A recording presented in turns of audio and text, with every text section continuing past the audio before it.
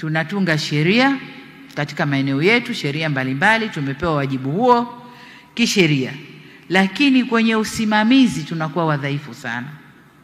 Mengi yanayotokea ni kwa sababu hakuna usimamizi wa sheria hizo. Kwa mfano, kuna sheria kwamba mtu anapotaka kujenga, iwe makazi au makazi na biashara au biashara, lazima aende halmashauri apate kibali, apeleke ramani, apeleke anachotaka kufanya, anapewa kibali, na baada ya kupita kwenye bodi sijui za wa engineer na nani anapewa kibali.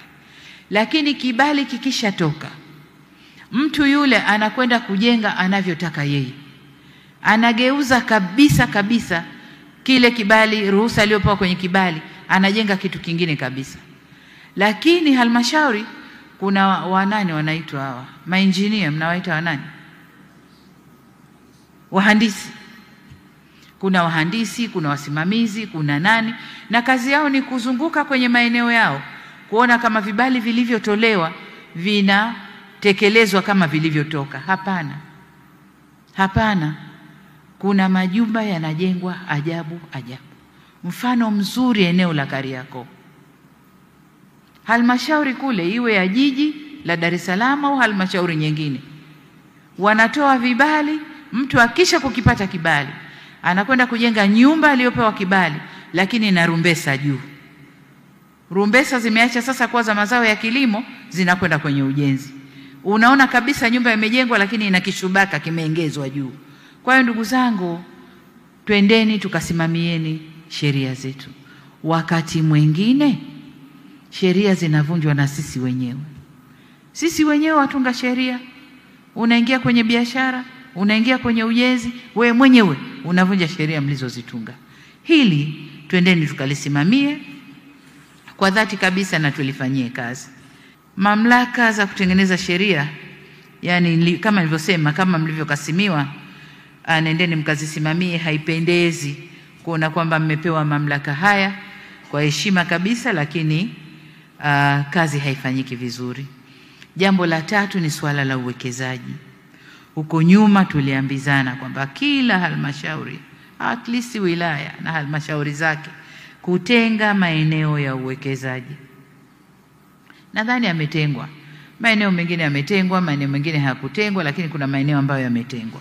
Sasa baada ya kutengwa, matumizi ya maeneo yale, je, yanasimamiwa kubaki kwamba ya uwekezaji, au baada ya kuona wawekezaji hawaji, maeneo yamegeuziwa matumizi? Nataka kuambia kwamba sasa hivi nchi yetu imefunguka. Tanzania imefunguka. Biashara imefunguka. Uwekezaji umefunguka. Maeneo haya ni maeneo mali kwenye maeneo yenu. Sasa mwekezaji anapofika Tanzania, anakwenda TIC kutafuta vibali. Akisha kupata vibali, kinachofuata ni ardhi. Ardhi iko wapi? Na inategemea mradi gani anataka. Inawezekana mradi anataka kuwekeza uko kwenye eneo lako. Tunadhani halmashauri au wilaya itatuambia kuna eneo kadhaa, ardhi iko wazi, mwekezaji huyu aje kuwekeza. Haitokei hivyo.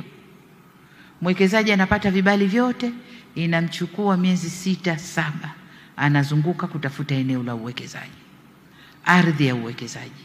Amekuja na pesa yake, amekuja na hamu yake ya kuwekeza Tanzania, lakini inapokuja kwenye ardhi hatuna maeneo.